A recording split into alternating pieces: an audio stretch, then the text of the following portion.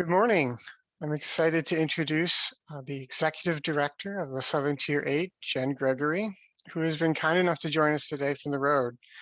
Jen is in Texas presenting at the Broadband Communities Summit, but has taken the time this morning to talk to us at SEEC about Southern Tier 8 and their broadband program for our Digital Strategies Day. So good morning, Jen. How are you? Good morning, Spencer. Good morning, Julie. Thank you so much for having me today. I'm an hour behind you this morning. Lucky you. It's probably just, the sun's probably just coming up. Well, That's hello. right. I'm excited to be here from Houston, Texas. Excellent. Thank you so much again for taking some time and joining us for our Economic Development Week. We're going to talk to you about broadband, but before we do that, can we just take a moment and if you could introduce yourself and Southern Tier 8, maybe connect it back to Schoharie County and what services you guys offer for the greater Southern Tier region. Sure. So we serve as the Economic Development District for the region and also the Local Development District for the Appalachian Regional Commission, of which Schoharie is a member county of the 8-county region, hence the name Southern Tier 8.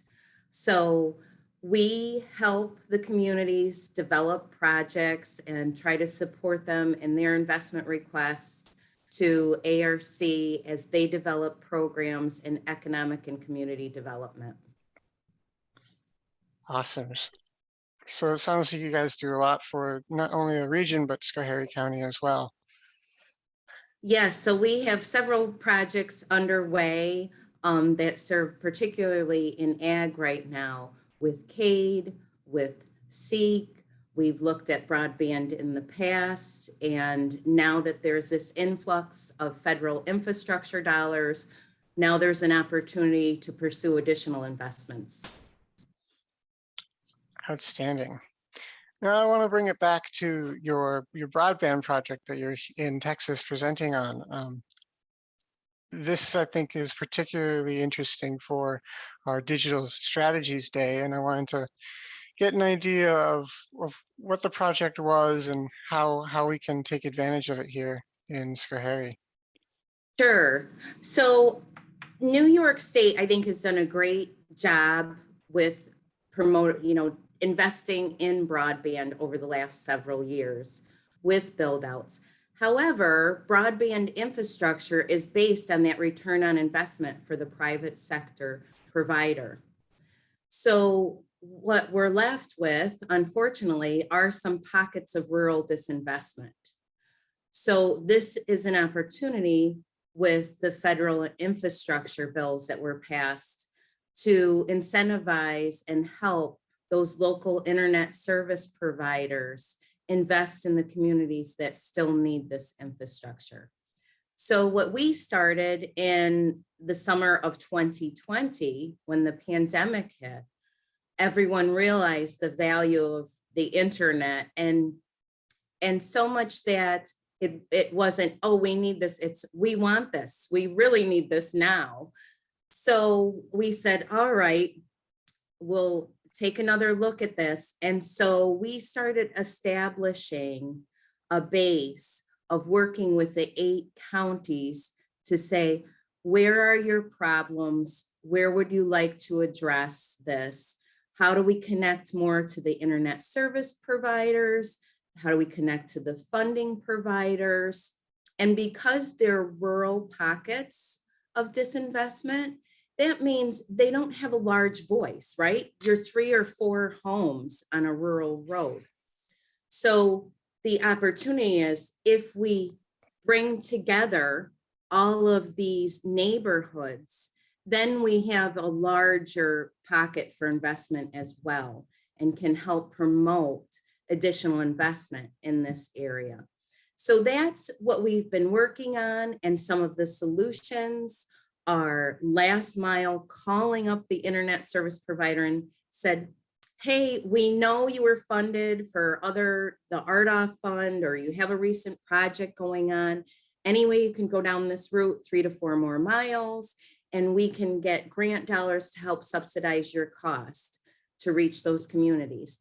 And we did that for an NTI proposal last year.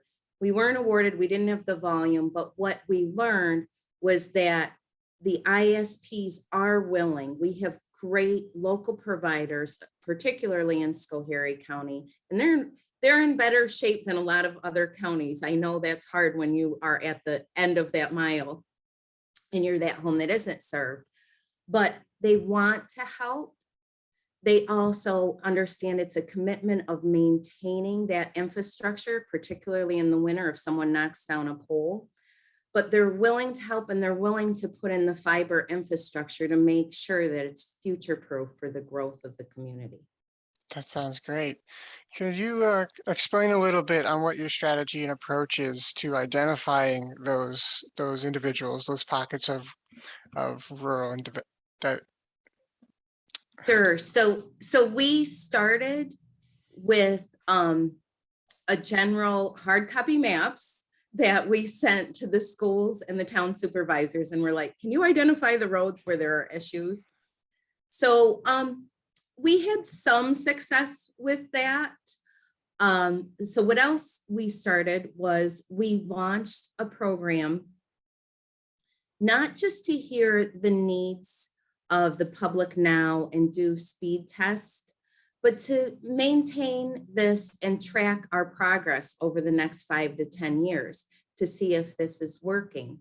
So we launched a program called the Better Connection, and it's a survey-based platform that I think is more interesting than a regular survey. So what we found was reaching out to the public. They had a lot of opinions about this. So this is a platform they're allowed to share their opinion. They can take a quick speed test. They can tell us how they use the internet. They can tell us how much it costs. That's the other thing that we're working on. This helps us with advocacy efforts as well. Outstanding, outstanding. And how can people in Schoharie County participate in your survey? Well, they can log on to the Better Connection program. We also have, if they don't have any internet, or if you're working with your grandmother and you want to make sure that her house is documented as not served, at each of the county planning departments, we have hard copy surveys. So you can fill those out and mail them back to our office. Outstanding. Have you noticed that there are any barriers or challenges to conducting this study? And how exactly have you been able to overcome those?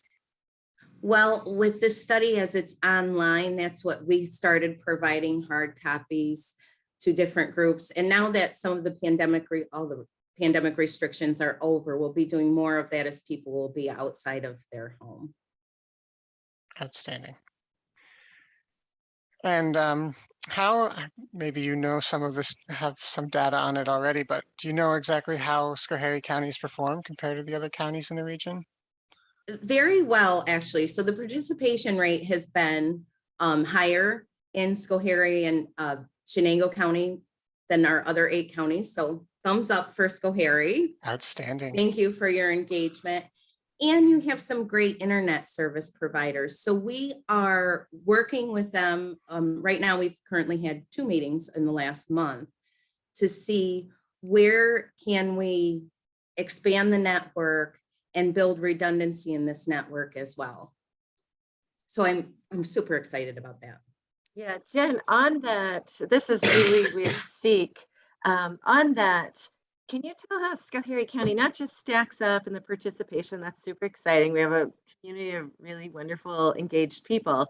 But from a coverage, we are a rural county in New York State, upstate New York. How do we stack up with the others in terms of % of coverage? I know you've done a lot of mapping, and I don't know if you have the data right at the top of your head, but I don't, and being that I'm here, I don't have that handy on my desk, but I can tell you, Schoharie is in better shape than a lot of our counties, actually, because you have the coalition of the providers that have really invested over the last 15 years and the last 100 years actually, but they're committed to your community.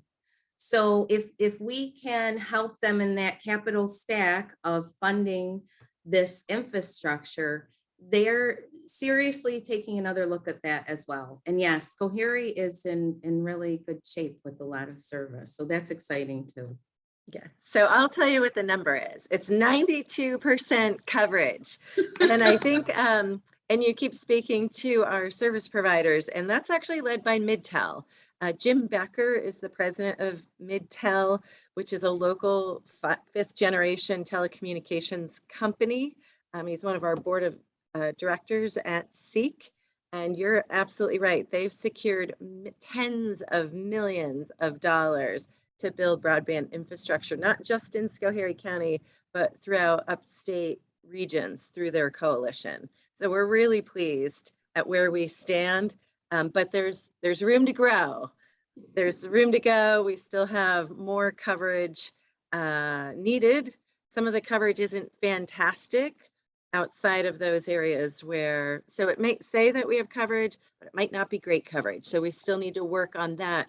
And I think that's one of those nuances in this effort.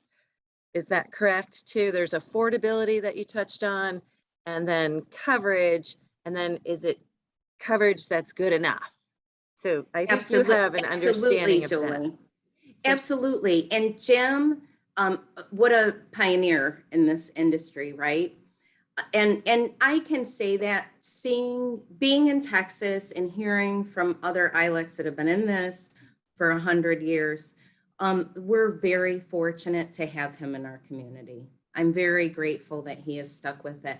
And he's thinking now with connections for that last mile, how do we improve those connections across the state? Because each time our family gets these phones added, we're using more and more bandwidth. So he's looking at that growing and building those connections so that you have those faster speeds for years to grow.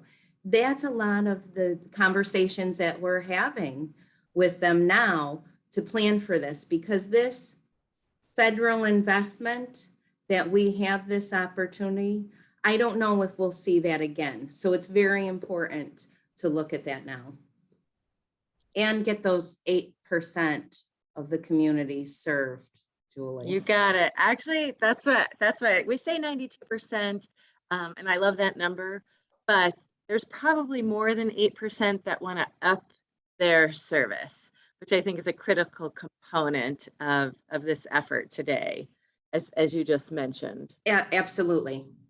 Absolutely. We have back when these really started coming about, 2006, think of all the apps. Every day there's another app, another application with precision ag will have more needs with, COBOL skill with the university, with the kids coming in, they expect this. And that's our attraction piece. They're used to apps to just have their livelihood. So that's something as we consider, how do we grow our communities? This is really vital to that attraction piece as well. And I think the other piece of that, Jen, is you've looked at models across the country and you brought that to Schoharie County, like the Utopia model, I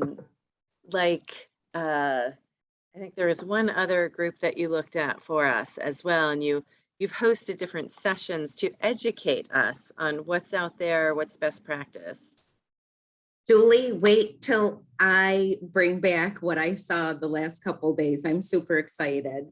So we meet, the other thing is this is a true commitment from SEEC, from Schoharie County Planning, from the county administrator. So I push our board and they're very willing to still work with me, but we meet every Tuesday afternoon. We meet one Tuesday to talk about opportunity zone investments, and we meet the other Tuesday for broadband. So we meet twice a month to talk about this. And that's a time commitment from your local staff as well. So that's why I'm here in Texas, to see what else is out there, what best practices we can embrace here. Also to look at more assistance, because we know we have a workforce shortage in this industry. And sometimes even our local friends and partnerships that we have, last year I made calls and they said, I'm sorry, we're at capacity right now. So we're trying to expand that reach and our network so that it's an easy call away to get additional help. That's fantastic. And you just touched on another program in the region that's called WANTO, Women Apprentices and Non-Traditional Occupations, which this technology, this IT sector is exactly one of those industries. So there are other resources that we need to pull into this to get more women involved in this non-traditional employment sector. So thank you for bringing that forward. Oh, thank you, Julie. That's an awesome initiative you have. Technically not ours. We're one of 17 counties that are participating in that. And that was generated out of Central New York. So we're pleased to be part of that initiative as well. Awesome. Spencer? Excellent. Excellent. So I only have one more question for you just to wrap up our conversation. I just wanted to know, you've got collecting all this data, and you're got a lot of information, you're updating maps. What can we see in the future you using this data for? Is there a plan for this data to secure funding, to do what's your plan with this data? Yes, so one that gives us a second count to base where our strategy is, to see where those gaps are. One, for funding. Two, to engage the public. So we will be hosting in June 28th, a broadband conference at the DoubleTree in Binghamton. So I hope you can mark that on your calendar, June 28th. And we'll be sharing more about this too with the public, of what we're hearing across the region and how folks can get engaged. I'm hoping that, we've already shared some of the data with the state, as these dollars will go through. So through Scott Rasmussen's office, we sent the data there to say, here, these are the households that still need your help and investment. Outstanding. Well, thank you so much for your time and your commitment to bringing broadband to our local rural communities. Thank you, Spencer. Thank you, Julie. I couldn't do it without your help as well. It's all of us working on this together. Thank you for your leadership, Jen. Truly, it's pushed us along. Sure has. Well, it goes both ways, for real. It does. Okay. Thank you so much. Have a great day, everyone. You Enjoy too. your program. You too.